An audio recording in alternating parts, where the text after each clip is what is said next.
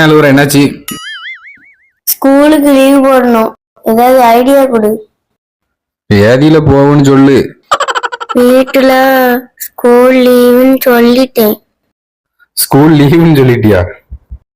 ஸ்கூல்ல தான் சொல்லணும். ஸ்கூல்ல தான் சொல்லணுமா?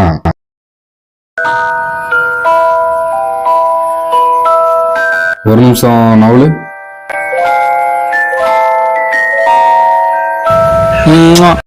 உங்க சார் நம்பர் இருக்கா? எடுத்து ஓடிப்போ.